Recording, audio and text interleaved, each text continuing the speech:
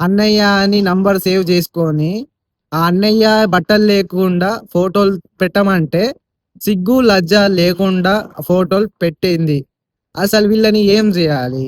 అసలేం జరిగింది అంటే, మనోడు బీటెక్ స్టూడెంటు. మనోడికి కాలేజ్‌లో మంచి గర్ల్ ఫ్రెండ్ ఉంది. మనోడు వాడి గర్ల్ ఫ్రెండ్‌తో హ్యాపీగా కాలేజ్ లైఫ్ ఎంజాయ్ జేస్తున్నాడు. అయితే ఒకరోజు ప్రాంక్ చేద్దామని జెప్పేసి థర్డ్ పార్టీ యాప్ ఆళ్ళ గర్ల్ ఫ్రెండ్ ఫోన్‌లో యాప్ ఇన్‌స్టాల్ చేశాడు. తన ఫోన్‌కొచ్చే నోటిఫికేషన్స్ అన్నీ మనోని ఫోన్‌కి వచ్చేలాగా సెట్ జేసుకున్నాడు. అప్పటి వరకు కొన్ని నోటిఫికేషన్స్ వచ్చాయి. ఓకే. ఆ తర్వాత నైటు స్టార్ట్ అయింది. కొన్ని నోటిఫికేషన్స్ రావడం. అప్పుడు ఆ నోటిఫికేషన్స్ ఎవరు అనంటే, అన్నయ్య అని పరిచయం చేశాడు గదా! వాడు. ఆ మెసేజ్‌లు ఏమున్నాయనంటే, ఇంకా స్టార్ట్ చేద్దామా అని. ట్రూత్ ఆర్ డేర్ అనే గేమ్ స్టార్ట్ చేశారు. ఆ గేమ్ కాస్త ఎక్కడి దాకా వెళ్ళింది అంటే, బట్టలు లేకుండా ఫోటోలు పంపుకునే అంత దాకా వెళ్ళింది. ఆ అమ్మాయి సగం ఫోటోలు పెడితే, "అలా కుదరదు. నేను ఫుల్ ఫోటోలు పెట్టాను గదా!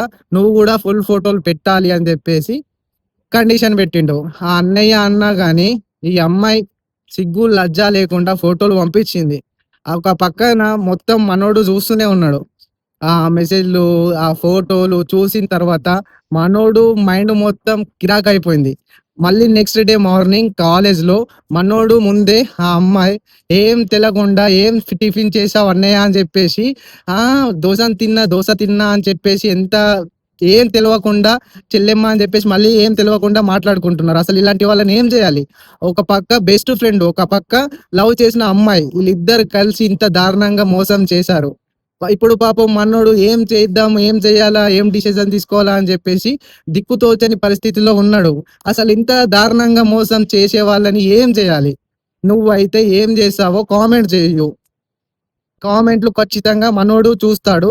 మీరు మంచి కామెంట్స్ పెట్టండి ఏం చేయాలి అని.